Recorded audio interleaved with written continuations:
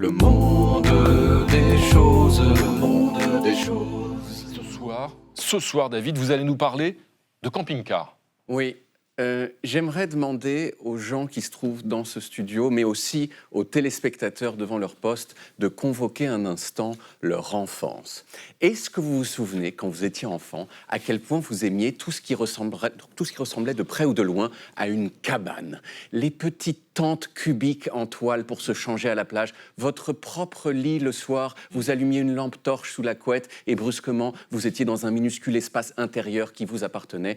Et pour ceux qui en ont eu la chance, le camping-car. Le camping-car, c'est comme une cabane, mais une cabane d'un genre suprême, puisqu'elle se déplace. C'est une cabane qui bouge. Et quand on est enfant, ça, c'est incroyable. La dernière fois que je suis rentré dans un camping-car, c'était il y a 40 ans. En 1985, j'ai retrouvé une photo.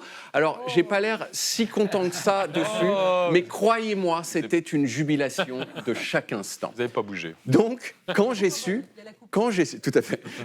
qu'il y avait au Bourget, à côté de Paris, un salon entier dédié aux camping-cars, caravanes et autres véhicules de loisirs, j'ai foncé.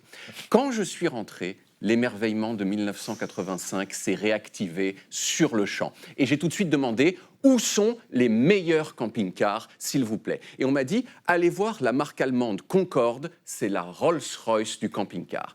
Alors je suis arrivé sur le stand et j'ai vu écrit Concorde Reisemobil aus Leidenschaft. Vous savez ce que ça veut dire? Allemand LV1 en plus. Ouais. Donc, on est quand même sur une chaîne franco-allemande, personne parle allemand. Ça veut dire un mobile. Pour voyager. Et Leidenschaft? Alors, Leidenschaft, ça, je ne sais pas. Allez-y, Le allez-y. camping-car par passion. Voilà, j'allais le dire. Et là, je suis rentré dans un modèle et j'ai halluciné. Dedans, c'est le luxe. Il y a des douches en simili-marbre qu'on va voir là, de l'électroménager haut de gamme et surtout une chambre avec un lit rond. Okay. Or, vous le savez comme moi, un lit rond, c'est beaucoup plus chic qu'un lit rectangulaire. Et c'est aussi beaucoup plus érotique. On s'imagine tout de suite y faire des choses sous la surveillance de ce petit labrador en porcelaine. Mais c'est pas tout. Chez Concorde, ils ont un modèle qui s'appelle le Centurion. Et la particularité du Centurion, c'est que c'est un camping-car dans lequel vous pouvez mettre une voiture. Je répète, c'est un camping-car dans lequel vous pouvez mettre une voiture dans le camping-car. C'est génial. Alors, il est un petit peu cher, le Centurion. Faut compter minimum 850 000 €. Mais franchement, pour une poupée russe à moteur, c'est donné. Alors, après les Concorde, je suis rentré dans des douzaines de modèles différents et j'ai fini par découvrir ce que dans le milieu du véhicule de loisir, on appelle un van aménagé. Est-ce que vous me croirez si je vous dis que la joie que j'ai ressentie devant les vannes aménagées, elle a été encore plus forte que devant le Centurion? Parce que certes, aménager un appartement tout équipé dans un semi-remorque comme le Centurion, c'est pas facile, mais bon.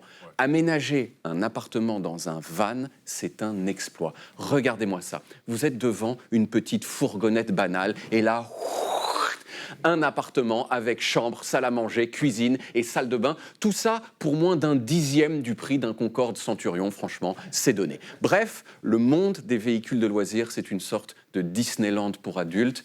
Alors pour finir, si vous voulez en savoir plus sur les véhicules de loisirs, je me permets de vous conseiller quelques publications périodiques. D'abord, bien sûr, Véhicules de loisirs magazine, qui est un magazine un petit peu trop généraliste à mon goût. Si vous êtes comme moi plutôt camping-car, ce qu'il vous faut, c'est Camping-Car Magazine ou Le Monde du camping-car ou éventuellement Esprit camping-car. Si vous êtes caravane, en revanche, je vous conseille plutôt Le Monde du plein air camping caravaning, qui parle exclusivement de caravane, pas de camping-car. Et enfin, si vous êtes team van aménagé, sans hésitation, c'est bien sûr Van Life qu'il vous faut. Et tout ça, Renaud, c'est... merci, avec le poster central, j'espère. Exactement. Merci, David. Vous avez fait une note de frais pour tout ça? Je vais passer voir la compta quand même, je vais leur en parler. Merci, David. Un dessin d'Éric Truand. Oui, effectivement, la liberté, c'est le van. Voilà. Et quelqu'un a rajouté un élément à cette liberté, la fin de la civilisation, et notre ami Louis Sarkozy. Bien sûr, très bonne idée. Merci, Éric.